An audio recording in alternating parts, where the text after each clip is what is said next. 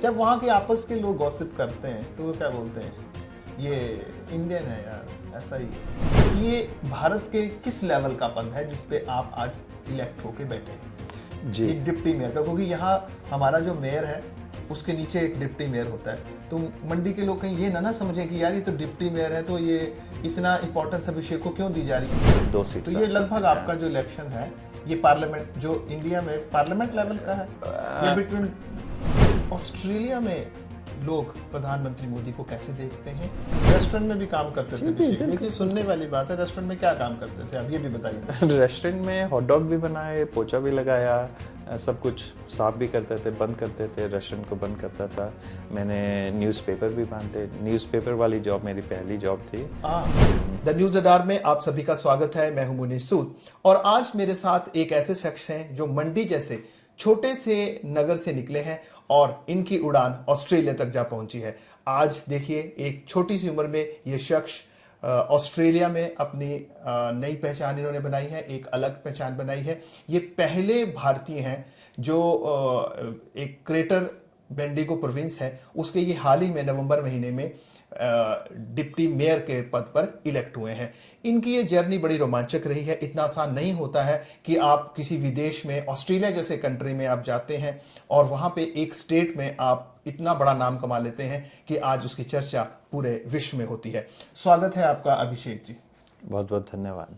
अभिषेक अवस्थी हैं, ये मंडी के रहने वाले हैं। अभिषेक, हमारे सबसे पहले तो मैं चाहूँगा कि आप हमारे दर्शकों से ये बताएं कि ये आपकी जो जर्नी थी मंडी नगर से निकल के ऑस्ट्रेलिया तक की, ये कैसे शुरू हुई, कब शुरू हुई और कैसे आप वहाँ तक पहुँचे। फिर आगे की बातें तो हम करेंगे कि आप डिप्टी मेयर के पद पर कैसे पहुँचे, वो तो आगे की बात है। शुरुआत तो मंडी से ऑस्ट्रेलिया तक के सफ़र की थी। जी जी बिल्कुल, धन्यवाद। और मेरा सफ़र जैसा आपने कहा बड़ा रोमांचक रहा। बहुत मेहनत थी, मेरी ही नहीं मेरे परिवार की, मेरे जो एक मित्रगण सर्कल रहता है उसकी भी काफ़ी मेहनत रही, पर मेरे परिवार ने बहुत सपोर्ट किया, पहले भी किया, आज भी करता है। और मंडी वासियों का, हिमाचल का प्यार हमेशा से मुझे मिला है और मैं उसका तहे दिल से आभार व्यक्त करना चाहता हूँ। मेरा जो सफ़र, स्कूलिंग मैंने कोटली से शुरू की, तो मैं कोटली और भी मंडी से भी पीछे चले गए हम तो। जी, स्कूलिंग कोटली से की है। जी, कक्षा 4 तक मेरी पढ़ाई वहाँ से हुई। उसके बाद कक्षा 5 से 10वीं तक मैंने DAV सेंटेनरी पब्लिक स्कूल मंडी से मैंने पढ़ाई की। और उसके बाद 2 साल मेरी 11वीं और 12वीं की पढ़ाई सुंदरनगर के मॉडल स्कूल से हुई, जो BBMB प्रशासन के अंडर आता है। और उसके बाद मैं निकल चला था इंजीनियरिंग करने और पहुंच गया था इंदौर। हालांकि जब इंदौर पहुंचा तो एरोनॉटिकल इंजीनियरिंग से शुरुआत की थी, पर साल 1.5 साल में ऐसा लगा कि ये मेरी फील्ड नहीं है और मैंने 2 साल के बाद आई ड्रॉप्ड आउट। तो मैंने ड्रॉप आउट कर दिया था इंजीनियरिंग से। हालांकि ये उस वक्त ये ऐसा वक्त है जब हिमाचल में सिर्फ एक हायर एजुकेशन इंस्टीट्यूशन था या इंजीनियरिंग इंस्टीट्यूशन था, और उस टाइम REC हमीरपुर बोलते थे। REC हमीरपुर था, तो इसलिए बाहर जाना पड़ा। आज तो बहुत सारे शिक्षण संस्थान यहाँ पे मौजूद हैं। वहाँ पे जब पहुँचा तो 2 साल के बाद मैंने ड्रॉप आउट कर दिया कि एरोनॉटिकल इंजीनियरिंग मेरे लिए नहीं बनी थी, या मैं उसके लिए नहीं बना था, आई शुड से। तो फिर उसके बाद मैं लखनऊ आ गया था। लखनऊ में मूव करके, और वहाँ पे मैंने एरोनॉटिकल से मैं बायोटेक्नोलॉजी इंजीनियरिंग में आ गया। और वहाँ से मैंने सन 2007 में पहला बैच वहाँ पे लखनऊ, जो UP टेक्निकल यूनिवर्सिटी है, उसमें जो बायोटेक्नोलॉजी का पहला बैच था, उसमें I was one of the first batch graduates 2007 में। उस दौरान मैंने कुछ समय हिमाचल में भी, हिमाचल प्रदेश यूनिवर्सिटी में भी रिसर्च के लिए वहाँ की बायोटेक लैब में भी टाइम बिताया प्रोफेसर TC भल्ला के साथ। तो 2 समर्स मैंने वहाँ पे भी निकाले करते हुए। और उसके बाद लखनऊ के बाद एक थोड़ा बहुत मैंने काम किया under something called global education modelling of schools, जो कैम्ब्रिज यूनिवर्सिटी का प्रोग्राम था। तो I was an staff member there. और उसके बाद 2008 में मैंने उड़ान भरी थी ऑस्ट्रेलिया की। हाँ, देखिए, आपसे चर्चा करने का हमारा विषय ये नहीं है कि आप ऑस्ट्रेलिया चले गए, क्योंकि ऑस्ट्रेलिया का पूरे विश्व में लोग जा ही रहे हैं। आपसे चर्चा का विषय ये है कि आप ऑस्ट्रेलिया तो गए भी, एक छोटे से शहर से निकले थे ऑस्ट्रेलिया का, और वहां जाकर आपने आज की तारीख में आपने एक अपना नई पहचान बनाई है। मेयर, डिप्टी मेयर तो का पद तो आपने अब इलेक्शन करके आप अब वहाँ पे लड़े हैं और जीते हैं, और आपने भारत का भी नाम रोशन किया। लेकिन मुझे जैसे आपके बारे में मैं लिखता भी रहा हूँ, आप पहले भी आप काफ़ी अच्छे पदों पर रहे वहाँ, क्योंकि आपका शुरू से ही आप सोशल, जो वहाँ की सोशल लाइफ थी उसमें आप काम काज के अलावा आपने काफी एक्टिव रहे सोशल वर्क से। तो वो बताइए मुझे, वहाँ ऑस्ट्रेलिया पहुंच के वो सफर आपने किस तरह से किया? जी जी, जैसे आपने कहा, बहुत सारी संस्थाओं के साथ जुड़ा रहा। एक एज ए वॉलंटियर बहुत पिछले तकरीबन 16-17 साल से काम कर रहा हूँ विभिन्न संस्थाओं के साथ। और उसमें जब मैं स्टूडेंट था तब भी मैं जो इंडियन एसोसिएशन थी या इंडियन स्टूडेंट्स एसोसिएशन थी उसका भी मैं अध्यक्ष रहा हूँ। तो ये बात है 2008-9 की। उस वक्त काफ़ी सारी इंटरनेशनल स्टूडेंट्स जा रहे थे वहाँ पे, तो उस टाइम भी मैं वो रहा। उसके बाद मैं मल्टीकल्चरल सर्विसेज का मैं अध्यक्ष रहा हूँ वहाँ पे ऑस्ट्रेलिया में। ऑस्ट्रेलिया में कौन सी जगह? देखिए, बी वेरी स्पेसिफिक ताकि लोगों को समझ आ सके। जी, पहले मेलबर्न, और मेलबर्न के बाद मेलबर्न से तकरीबन 1.5 घंटे की दूरी पे एक बहुत सुंदर शहर है, सोने का शहर कहा जाता है। आज भी वहाँ पे गोल्ड माइनिंग होती है, और वो शहर जो पाया गया था, foundation of the Bendigo as a city was based on gold, और discovery of gold in the gold fields। और उसको गोल्ड फील्ड्स के, अगर आप I can use the word slang, gold fields कहा जाता है। आज भी वहाँ पे एक्टिव माइनिंग होती है। वो दुनिया की सबसे बड़ी ओपन कट माइन वहाँ पे है अभी भी, एक्टिव माइनिंग। तो वहाँ पे मैं मूव कर गया था। तो बेंडिगो तकरीबन 1.5 घंटा दूर है, और वहाँ पे मल्टीकल्चरल सर्विसेज है, उसका चेयरमैन रहा। कम्युनिटी लीडरशिप लॉर्डन मैरी है, उसका मैं चेयरमैन रहा। मैंने पब्लिक सेक्टर में काम किया। हायर एजुकेशन में मैं शायद सबसे ज़्यादा तकरीबन 8 साल रहा हूँ। अच्छा। और उसके बाद मैं टेफ सेक्टर में रहा, जो यहाँ के ITI के इक्विवेलेंट है। उसके बाद मैं एम्बेसडर भी रहा तकरीबन 3 साल के लिए। किस चीज़ का?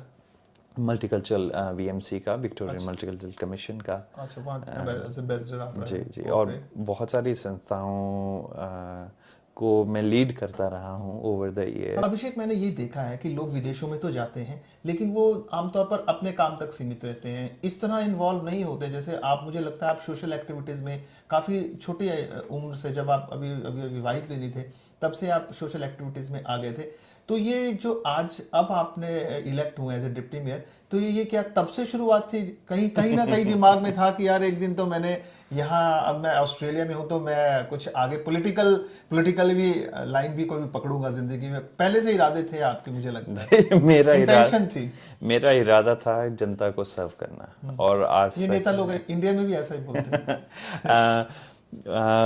जनता को सर्व करना, और जो पिछले 15 साल में किया वो सिर्फ एक डेमोन्स्ट्रेशन था कि आगे भी क्या कर सकते हैं। और मेरे को ऐसा लगता है कि पब्लिक लाइफ में your past is a reflection of the future. अगर आप पास्ट में कमिटमेंट कर सकते हैं, तो वो कमिटमेंट आपकी सिर्फ समय की कमिटमेंट नहीं होती है, आपकी परिवार की भी कमिटमेंट होती है। क्योंकि जब आप कहीं वॉलंटियर करते हैं, कहीं बाहर जाते हैं, तो आप, जैसे आपकी ऑब्जर्वेशन है कि सेक्रीफाइस मेरा ही नहीं, मेरे परिवार का भी है। मैं उनका टाइम वहाँ पे शेयर कर रहा हूँ। तो मुझे ऐसा लगता है कि your past is a reflection, और मेरी कमिटमेंट है। मैंने पहले भी आपने मेरी बात का जवाब घुमा के दे दिया। जी, कुछ स्ट्रेट जवाब चाह रहा हूँ कि ये जो सब कुछ आप कर रहे थे, कहीं ना कहीं आपका था पॉलिटिकल इंटेंशन कि यार एक दिन तो मैंने भी ऑस्ट्रेलिया में, इंडिया में नहीं इलेक्शन में, यहाँ आज पॉलिटिकल फील्ड में आ सका, ऑस्ट्रेलिया में मैं जरूर जाऊंगा। क्या मान सकते हैं हम इस बात को कि एक पॉलिटिकल एम्बिशन के साथ अभिषेक बहुत पहले से आगे बढ़ रहे थे?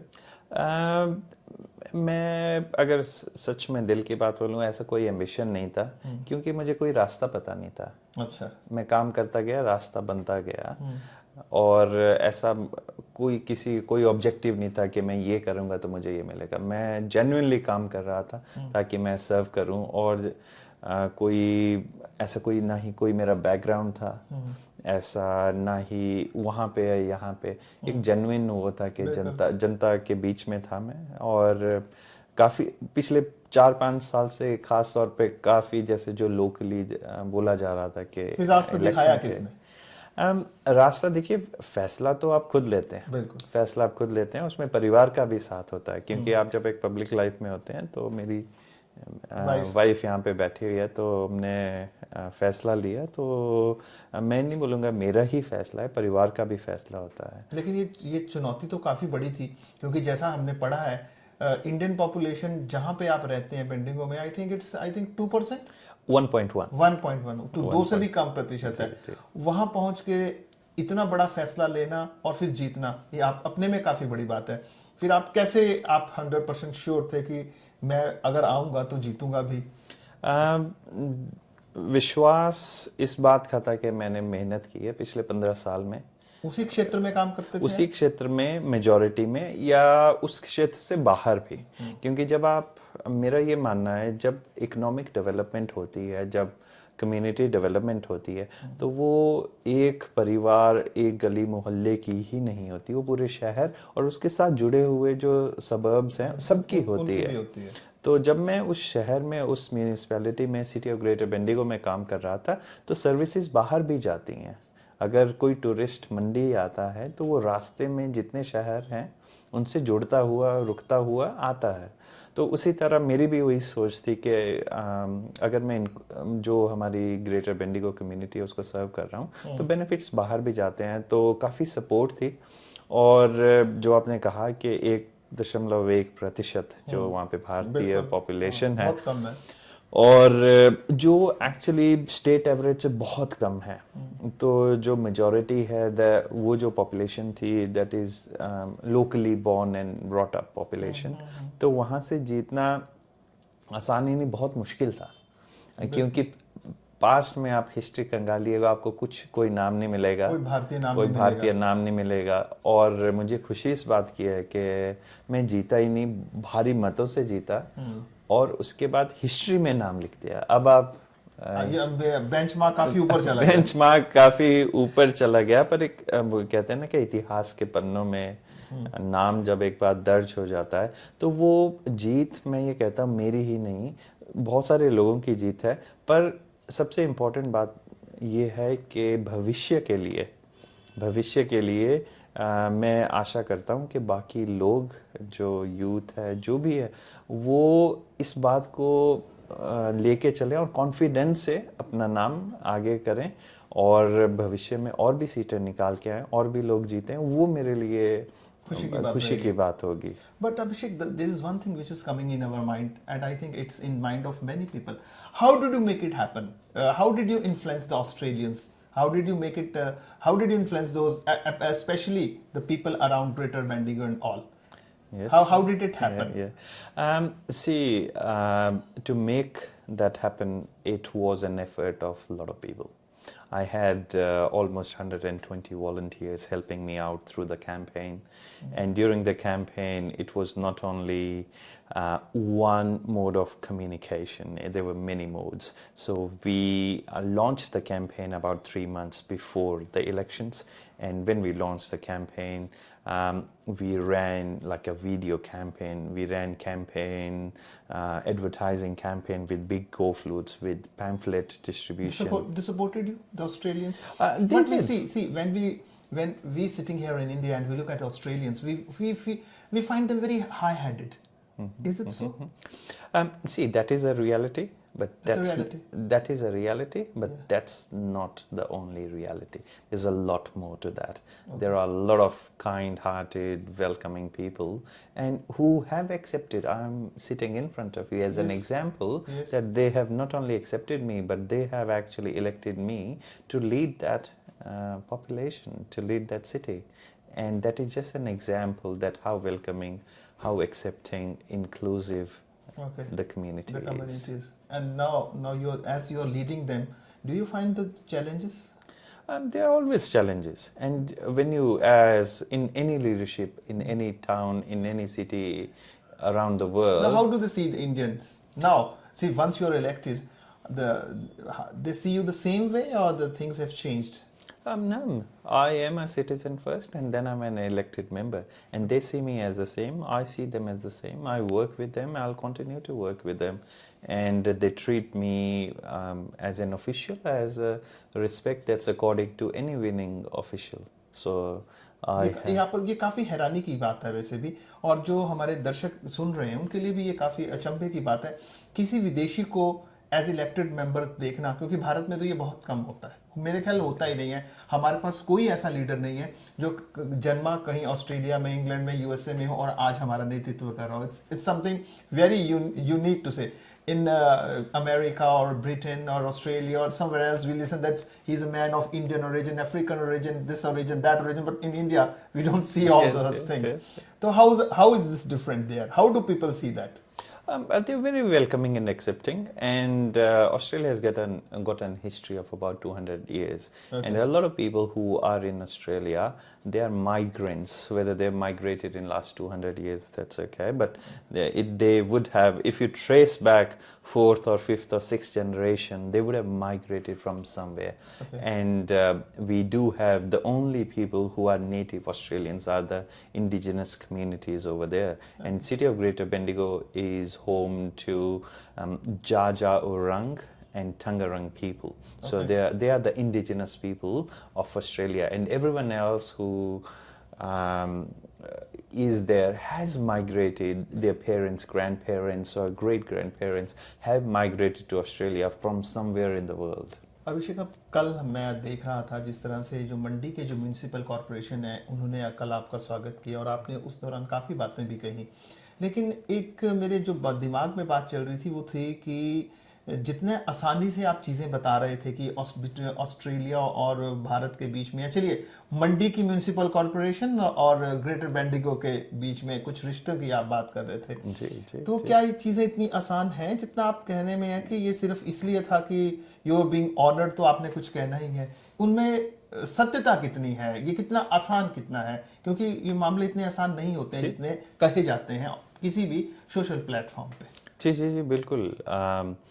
सबसे ज़रूरी चीज़ जैसे मैंने कल सिस्टर सिटीज़ की बात की, बिल्कुल, और वो जो कॉन्सेप्ट है, जैसे ऑस्ट्रेलिया की कई सारी सिटीज़ के साथ इंक्लूडिंग बेंडिगो है, बहुत सारी चाइनीज़ सिटीज़ के साथ, सो इंडियन सिटीज़ के साथ अभी तक नहीं है, and that is a possibility. What it needs is the will to let's get it done and with a clarity of mind what we want to achieve. जैसे मैंने कल बात की, एक जो कल्चरल एक्सचेंज है, that is absolutely critical, and that's what bring people together. So this is possible, it just needs that will, and there's no stepping back. आपको काम नहीं करने के 10 चीज़ें मिल जाएंगी, पर अगर आपको काम करने के लिए सिर्फ एक common objective है, and if you honestly, tirelessly work towards it, yes, it is possible, and it will happen. And it needs collaboration and commitment from both sides of the government. So who will come? Who will be the mediator? Both sides. There won't be any mediator. There will be two local governments talking to each other, agreeing. Himachal government? No, there are two levels. That's at the state level, okay. But I'm talking about at a local government level. A local administration. Government. You're talking about district administration. District administration. District correct. administration correct. and the municipal corporation. Okay. And उस तरीके से आप चाह रहे हैं कि इन तरीकों पे काम किया जा सकता है। जी। और अगर ऑस्ट्रेलिया की भाषा में अगर मैं बोलूँ तो जो डिस्ट्रिक्ट एडमिनिस्ट्रेशन है वो एक गवर्नेंस आर्म है, to ensure there is good governance around public infrastructure. There is good governance around public participation. Okay. So और ऑस्ट्रेलिया में भी जैसे गवर्नेंस आर्म है जो है सीईओ और उनका स्टाफ, जो वी हैव अबाउट लाइक 400-500 लोगों का स्टाफ है। अच्छा। तो they work towards a budget. जो काउंसलर्स हैं, जो मेयर, डिप्टी मेयर हैं, they are the strategic leadership positions. जैसे यहाँ के मेयर हैं, यहाँ काउंसलर्स हैं, वो जब फैसला लेते हैं वो एक शहर के लिए लेते हैं। Okay. हालांकि वो किसी एक एरिया से, अगर मैं अपनी पोजीशन में कोई फैसला लेता हूँ, अपनी कोई पोजीशन रखता हूँ, तो मैं बेंडिगो के लिए पोजीशन रखता हूँ। हो सकता है बहुत से लोग एग्री करेंगे, बहुत से नहीं करेंगे। तो वो cultural exchange very very possible. और पहले भी जैसे आपने देखा होगा मेरे साथ लोग आए हैं, अभी भी महीने भर में कुछ विजिटर्स वहाँ से आ रहे हैं। कहाँ से? ऑस्ट्रेलिया से, बेंडिगो से, यहाँ से बेंडिगो से आ रहे हैं। अच्छा। तो ये चीज़ें पॉसिबल हैं, just needs that political will, it just need that commitment and there is no stepping back. Let's, जैसे अगर आप गूगल पे भी देखेंगे ना, तो there are arguments to both sides. तो मेरे लिए ये है कि let's get it done, let's give exposure. मंडी का नाम मैं तो हर जगह लेता हूँ, पर let's put Monday, the youth, the culture, our history, our future in the forefront around the world. ये थोड़ा सा मैं आपसे एक डिटेल जानना चाहूँगा जो शायद अभी तक लोग समझ नहीं पा रहे हैं, और जब मैं आपसे बात करता हूँ तो मुझे भी बड़ी मुश्किल होती है। ये जो आपका पद है, इसे थोड़ा सा समझाएं हमारे दर्शकों को कि ये भारत के किस लेवल का पद है जिस पे आप आज इलेक्ट होके बैठे हैं जी। डिप्टी मेयर का, क्योंकि यहाँ हमारा जो मेयर है उसके नीचे एक डिप्टी मेयर होता है। तो मंडी के लोग कहीं ये ना समझें कि यार ये तो डिप्टी मेयर है, तो ये इतना इंपॉर्टेंस अभिषेक को क्यों दी जा रही है। यू प्लीज टेल, हमारे दर्शकों को बताएं कि आप एक्चुअली किस पद को ऑस्ट्रेलिया में डिप्टी मेयर कहा जाता है और ये इलेक्शन किस लेवल का है। जी जी जी। तो जो इलेक्शन होता है that is conducted by Victorian electoral commission. तो ऑस्ट्रेलिया में स्टेट कमीशन है, इलेक्टोरल कमीशन, और एक फेडरल होता है, उसको ऑस्ट्रेलियन इलेक्टोरल कमीशन बोलते हैं। जो लोकल गवर्नमेंट इलेक्शंस होते हैं और हर स्टेट में, बेंडिगो विक्टोरिया नाम के जो राज्य में आता है, एक शहर है। और इसको सिटी ऑफ ग्रेटर बेंडिगो इसलिए कहा जाता है क्योंकि ये बहुत सारी डिफरेंट सिटीज़ को एमलगमेट करके बनाया गया सिटी ऑफ ग्रेटर बेंडिगो। अगर आप तकरीबन 46-47 ईयर पहले देखेंगे तो बेंडिगो सिर्फ एक छोटा सा, बहुत ही छोटा एक कस्बा था। ठीक है। तो उसको सिटी ऑफ ग्रेटर बेंडिगो बनाया गया, बहुत सारी लोकल गवर्नमेंट्स को मिला के एमलगमेट करके एक बड़ा शहर बनाया गया।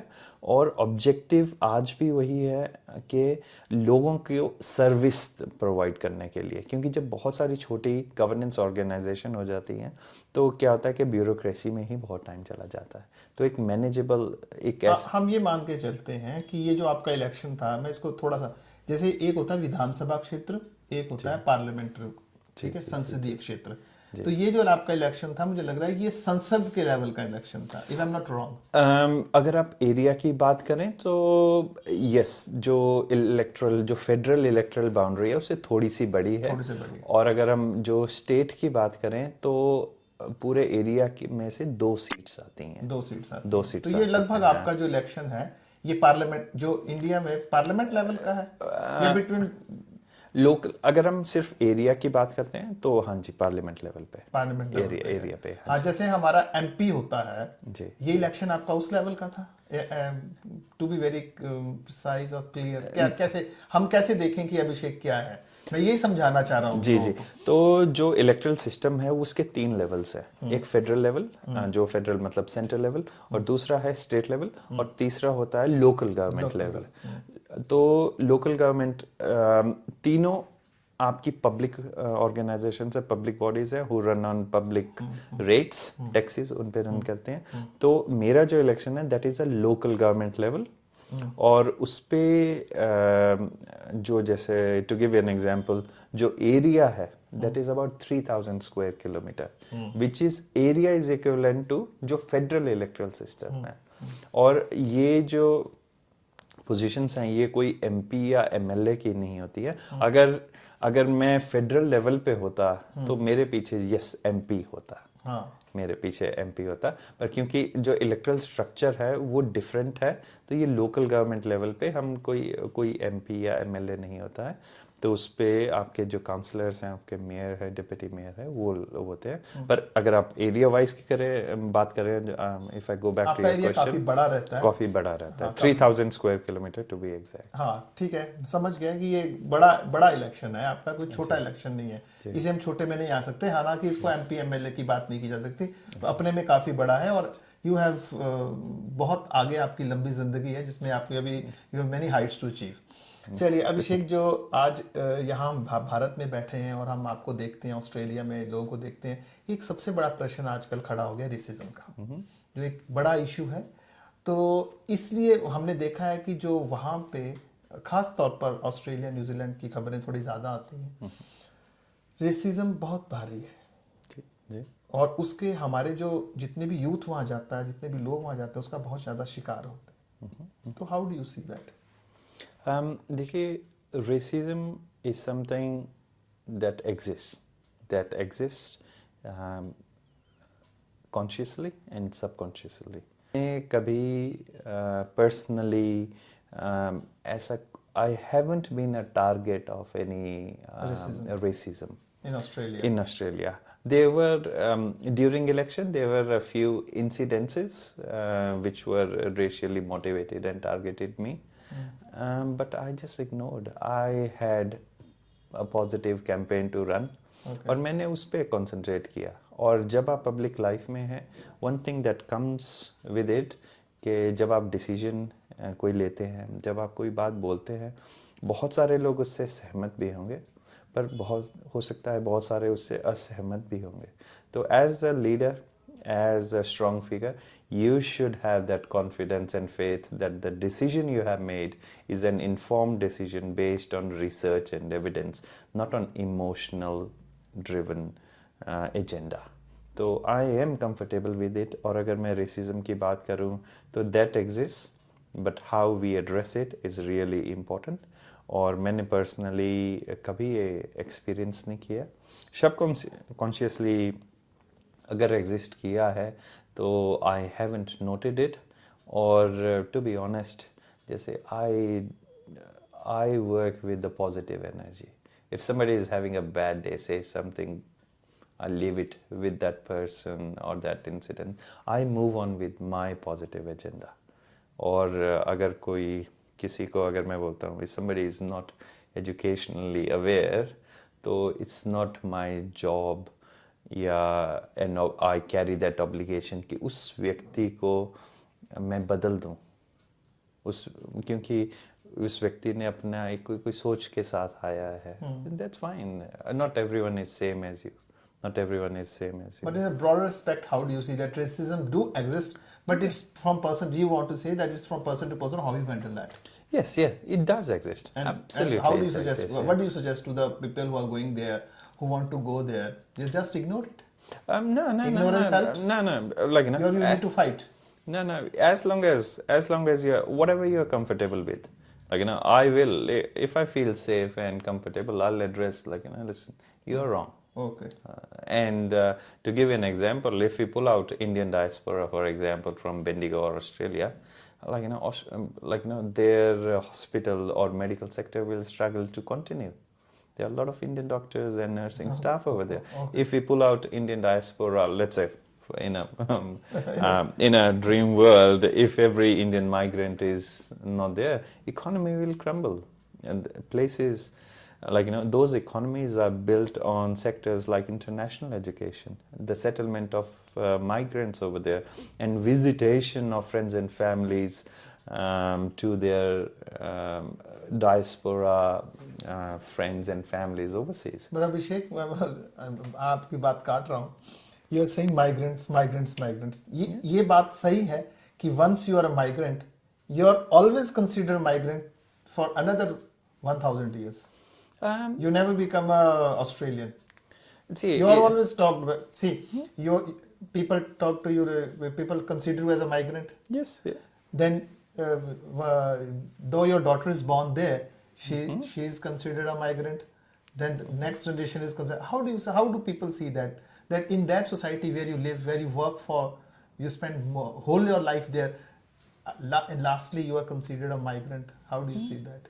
That is just a terminology, and that migrant is a word that defines me, but that's not the only word that defines me. I'm a proud father, I'm a proud community member, and I'm a proud serving counsellor in my city of Greater Bendigo.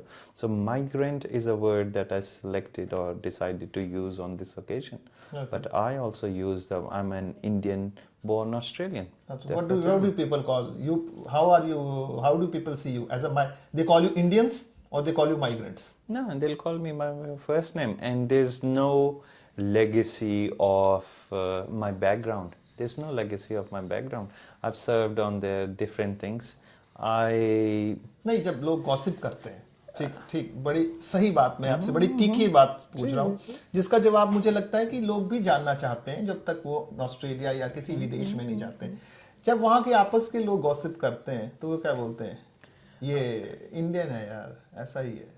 How do they gossip? Just let me be very clear. मैं अपनी बात कर positive रहा था। Gossip होता है या negative gossip होता है अबाउट? नेचुरली नेगेटिव ही होगा या नहीं? नहीं, ऐसा बिल्कुल नहीं है। मैं हमेशा बड़ी पॉजिटिव मेरा सर्कल रहा है। मैंने कभी भी, जैसे मुझे ऐसा नहीं लगा कि मैं इंडिया से आया हूँ या मैं इंटरनेशनल का स्टूडेंट कभी था तो वो मेरे लिए डिसएडवांटेज है। मुझे कभी ऐसा नहीं लगा और बड़ा वार्म एंड वेलकमिंग रहा है मेरे लिए हमेशा। और मैं ये कहूँगा कि मतलब go out with your that subtle respect and proudness of who you are। और सबसे बड़ी बात यह है कि be proud of who you are। मैंने कभी भी, आप आज भी देखेंगे मेरा नाम अभिषेक ही है, मैंने उसको कभी शॉर्ट नहीं किया। मेरी पहचान, मेरे नाम, मैं मंडी में पैदा हुआ, मेरी एक्सेप्टेंस स्पीच में पहली लाइन में मैंने ये कहा है। तो सबसे बड़ी इंपॉर्टेंट बात है कि be proud of who you are. आप कहीं से भी आए हैं, people will accept you for who you are, not who you pretend to be। तो that is, वो एक genuine person होता है कि बंदा यार genuine है, बंदा और वो कैसा देखते हैं, भारतीयों को कैसा देखते हैं? बहुत बहुत अच्छे से देखते हैं। There is a big acknowledgement के मतलब जो बहुत सारी सर्विसेज हैं, जो बहुत सारे सर्विस सेक्टर है, वो आज इंडियन डायस्पोरा चला रहा है, जो चाहे पिछले 2 साल में आए या 20 साल में आया है। और बड़ा पॉजिटिव रिस्पॉन्स है। जैसे हम मिलते हैं तो हमारे जैसे खाने की बहुत बात होती है कि मतलब खाना, love Indian food, love the vibrancy of the colours and the warmth of hospitality. तो इन चीज़ों से जाना जाता है, इंडिया इन चीज़ों से जाना जाता है। अभिषेक, जैसे आप देखते हैं पिछले 10 वर्षों में, खास तौर पे जब से प्रधानमंत्री मोदी बने हैं प्रधानमंत्री भारत के, तब से भारत की छवि विदेशों में खास तौर से बहुत चमकी है। ऑस्ट्रेलिया में लोग प्रधानमंत्री मोदी को कैसे देखते हैं? और आप, क्योंकि आप देखिए कोई भी भारतीय जब विदेश में रहता है तो वो एक एम्बेसडर होता है उस देश का। जी। आप उसके लिए क्या काम करते हैं और वहाँ लोग मोदी को कैसा देखते हैं और मोदी के काम को किस तरीके से देखते हैं? और अब भारत का नज़रिया, क्योंकि हम पढ़ते रहते हैं कि विदेशों में काफ़ी नज़रिया लोगों का भारत के प्रति बहुत बदला है पिछले 10 वर्षों में, तो आपका क्या कहना है इस पे? बिल्कुल। और पिछले 10 साल में और स्पेशली मैं बोलूँगा पिछले 8 साल में जो बदलाव आए हैं, जो छवि में है, सिर्फ छवि ही नहीं, जो एक्चुअल ग्राउंड पे जो काम होता है और जो एक्सचेंज होता है, that is an example of whether it's a perception और इट्स अ रियलिटी। वो जैसे काम चल रहा है, there has been a bilateral exchange, increase of import and export. और मोदी जी खुद कई बार अब ऑस्ट्रेलिया में, शायद 3 बार आ चुके हैं ऑस्ट्रेलिया में पिछले 8 साल में। और जो वहाँ पे जो डिप्लॉयमेंट है, जैसे हमारे high commissioner Shri honourable Gopal Bagle ji हैं, that's one of senior appointments that वो अपॉइंटमेंट है। और जो हमारे काउंसिल जनरल ऑफ इंडिया हैं डॉक्टर सुशील कुमार जी, तो उनकी डिप्लॉयमेंट, और वो बहुत अच्छा काम कर रहे हैं। There has been an increase in trade, there has been increase in collaboration on different sectors, whether that's education, aviation या डिफेंस। अगर आप कल भी ऑस्ट्रेलिया के फॉरेन मिनिस्टर के पेनी वोंग की पोस्ट देखेंगे, वो क्वाड की बैठक में डॉक्टर जयशंकर के साथ थे। तो there has been an increase in bilateral relationship and those relationships will strengthen. And I wish के Bendigo and Mandi are part of it, are a part of that exchange। Okay, देखिए अब इसको चर्चा को बंद करने से पहले मैं ये जानना चाहूँगा अभिषेक कि अगर हमारे मंडी के युवक, देखिए अब आपका इंटरव्यू देखेंगे या आपको देखते हैं आते हुए, अखबारों में आपका नाम पढ़ रहे हैं, हर आदमी की इच्छा होती है विदेश जाने की। वो ये चाहता है कि मैं भी विदेश जाऊँ। सब्ज बाग तो देखता ही है, विदेश में जाके क्या होगा वो मालूम नहीं होता। आप इस चीज़ को कैसे देखते हैं और उन्हें क्या सलाह देते हैं? उन्हें भारत में रह के काम करना चाहिए कि विदेशों में काम करना ज़्यादा अच्छा है? आज की परिस्थितियाँ कैसी हैं और उन्हें क्या करना चाहिए, सही उन्हें मार्गदर्शन दें, खास तौर पर उन लोगों को जो ये सोचते हैं कि बाहर का उन्हें सब हरा हरा ही दिखता है। वो be very clear with them but how कि लाइफ कैसी रहती है, क्या होता है, क्या चुनौतियां होती हैं। संक्षेप में आप बस खत्म, हम अपना इंटरव्यू खत्म कर रहे हैं जी। मैं सबसे बड़ी बात है हार्ड वर्क। चाहे आप इंडिया में रहिए, ऑस्ट्रेलिया में रहिए, if you work hard you will succeed and be positive, have positive people around you. Don't spend your time on something that will bring you down. There's always a reason to take a forward step. Okay. Keep moving, keep marching, make your own way, listen to everyone, take your own decision and be responsible for it. क्योंकि जब आप decision लेते हैं तो वो सही भी होता है, गलत भी होता है, but learn from your mistakes, keep going forward. और जब आप ऑस्ट्रेलिया में हैं चाहे इंडिया में हैं, your hard work will pay of. और अगर ऑस्ट्रेलिया की बात करें तो जाना आसान है, but to make a living out there is not easy. It's not easy, you will have to work hard. और मैं ये कहूँगा अगर आप डिसाइड करते हैं बाहर जाना, जाइए, बिल्कुल जाइए। वो एक एक्सपीरियंस है, इट मे और मे नॉट बी। बहुत सारे लोगों को मैं जानता हूँ जो जाते हैं और 2-4 साल बाद वापस भी आ जाते हैं बिकॉज दे स्ट्रगल, क्योंकि आप वहाँ पे आपको हर एक काम खुद करना पड़ेगा। A to Z आपको खुद करना पड़ेगा। और जो ट्रैवल डिस्टेंसेस हैं वो बड़े होते हैं, एक्सपेंसेस बड़े होते हैं, आपकी पे बड़ी होती है, आपके एक्सपेंसेस भी बड़े होते हैं। और उसके बहुत सारे एग्जांपल्स हैं। तो मैं कहूँगा जाइए, एक्सपीरियंस कीजिए, पर अगर आप जा रहे हैं तो बी डिटर्मिन्ड एंड जेन्युइन। आप अगर आईटी में जाते हैं, आईटी की इतनी शॉर्टेज है, आप जाइए and make a career in IT, be known for your professional career. आप जो भी हैं वहाँ पे जाके डोंट गो इनटू इंडस्ट्री वो आपकी है ही नहीं है, because you will struggle there. Go to IT sector. नहीं, आईटी सेक्टर एक एग्जांपल है। आप आईटी में भी चाहे साइबर सिक्योरिटी है या सिविल इंजीनियरिंग के बहुत सारे सेक्टर्स हैं, पर जाइए अपना टाइम फ्यूल स्टेशन या टैक्सी या रेस्टोरेंट्स में मत बिताइए। उसको अपना फुल टाइम मत बनाओ उसको। मैंने भी काम किया है, मैंने भी काम, जब मैं स्टूडेंट था, टू मेक अ लिविंग, जब मेरे पास टाइम था सैटरडे या संडे को, I used to work in a restaurant, that's fine. पर मैंने कभी भी अपनी पढ़ाई उस जॉब के लिए कॉम्प्रोमाइज़ नहीं की। मेरा प्राइमरी पर्पस पढ़ाई थी, मैंने सिर्फ पढ़ाई की, और जब वहाँ पढ़ाई से मेरे पास स्पेयर टाइम था तब मैंने काम किया। रेस्टोरेंट में भी काम करते थे? देखिए, सुनने वाली बात है। रेस्टोरेंट में क्या काम करते थे आप, ये भी बताइए। रेस्टोरेंट में हॉट डॉग भी बनाए, पोचा भी लगाया, सब कुछ साफ भी करते थे, बंद करते थे, रेस्टोरेंट को बंद करता था। मैंने न्यूज़पेपर भी बांटे। न्यूज़पेपर वाली जॉब मेरी पहली जॉब थी। तो पॉइंट टू बी नोटेड। तो मेरी पहली जॉब न्यूज़पेपर डिस्ट्रीब्यूशन थी, कैटलॉग डिस्ट्रीब्यूशन होते हैं। ये वही काम है जिन्हें आजकल हमारे बच्चे अपने देश में तो नहीं करते हैं, लेकिन विदेशों में जाके सब करते हैं। जी। तो तकरीबन 2 साल तक मैंने वो जॉब्स की, और जॉब्स साथ में पढ़ाई की। और उसके बाद जब फिनिश हो गया था, उसके बाद समय का अभाव हो जाता है, और उसके बाद मैं कम्युनिटी सेक्टर में भी चला गया। तो जितना मैं, एक और मैसेज जो मैं शायद आपके दर्शकों को देना चाहूँगा, और स्पेशली जो युवा वर्ग है, पढ़ाई करो, बिल्कुल करो, बहुत मेहनत से करो, पर पढ़ाई के साथ और भी कुछ करो। Have practical experience. Mobile phones, मेरे को ऐसा लगता है दैट इज़ अ ट्रैप। तो जितने युवा हैं, मैं देखता हूँ कि मतलब मोबाइल और social media, that is not the future, that is a trap, जिसमें मेरे को ऐसा, that is a form of, अगर मैं यूज़ करूँ, नशा। ऑस्ट्रेलिया में तो आई वाज रीडिंग समवेयर 14 साल से कम बच्चों को they have stopped their mobiles and all, na? There is a new legislation that's coming up. Yes. There is a new legislation, but implement हो जाएगी? I think so. It will. But with every implementation, आपके parents भी हैं. There are certain things you need.